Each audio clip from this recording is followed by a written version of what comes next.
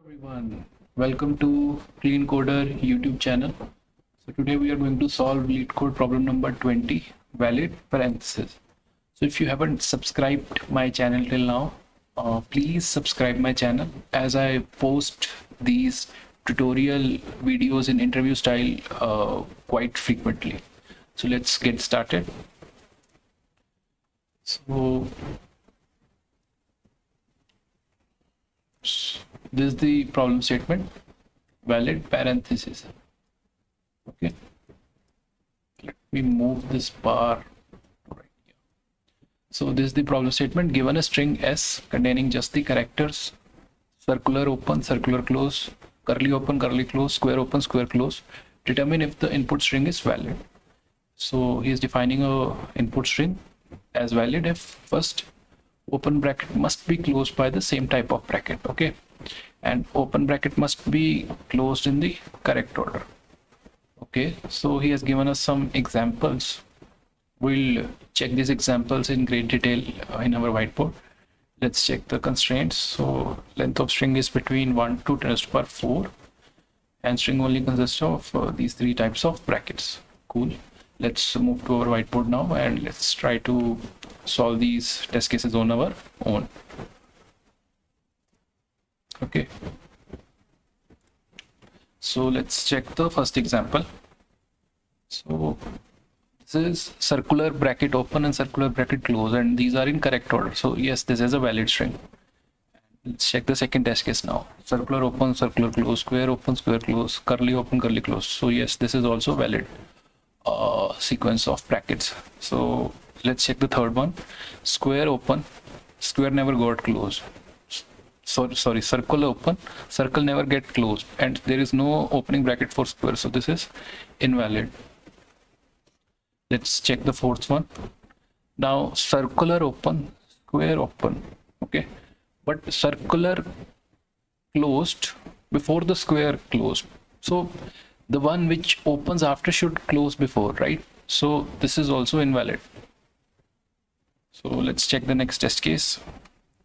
Curly open, square close, curly close. This is also a valid test case.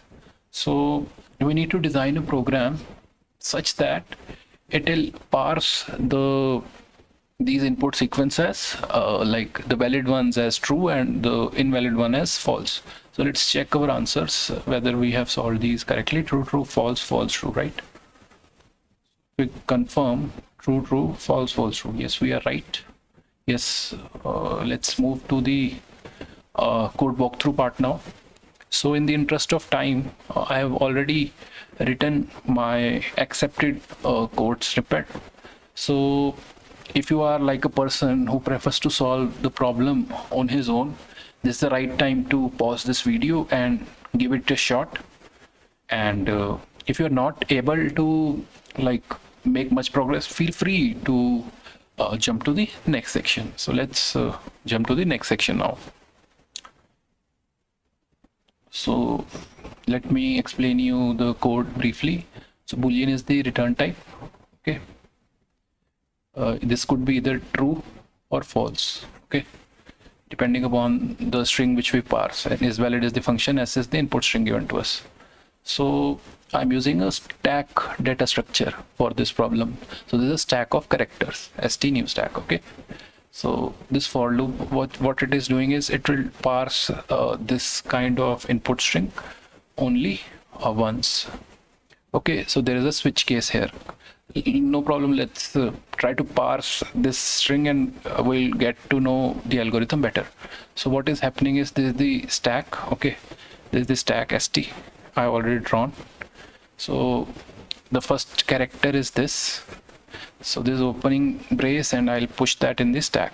Okay, so the state of the stack is this. Now in the next iteration it will come here and I'll put that also in the stack. So state of the stack is now this.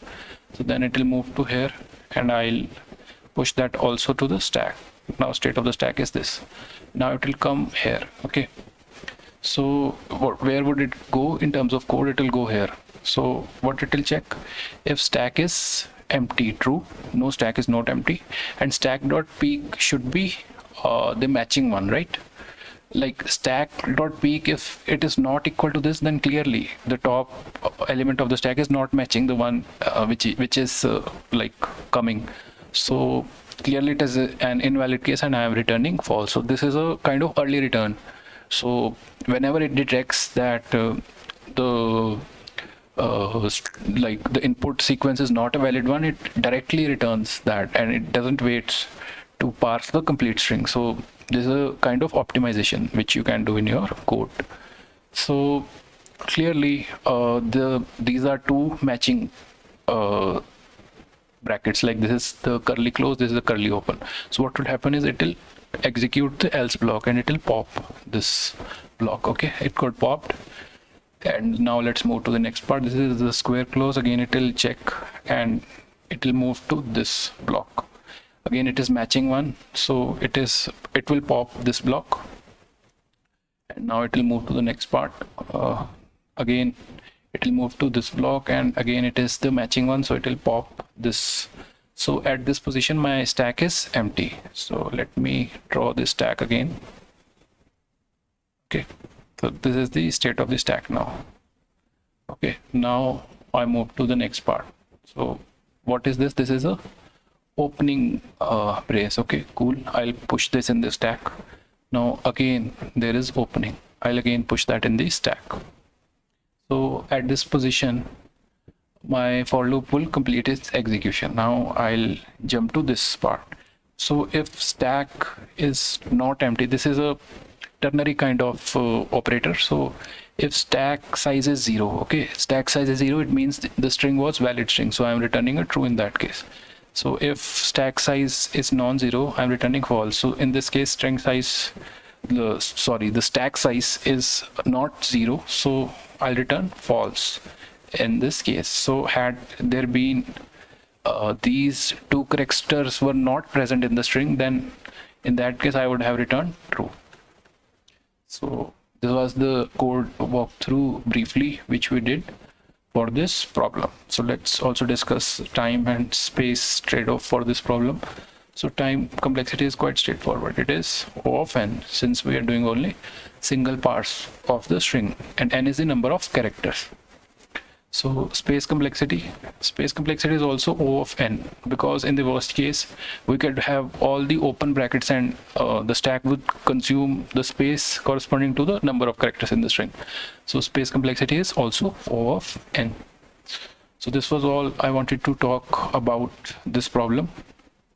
So please subscribe to my channel Clean Coder if you find this tutorial useful, and you can also join the Instagram community. You can hit Instagram handle Clean Coder Community. So this is all I wanted to talk about this problem. Thanks a lot for watching this tutorial.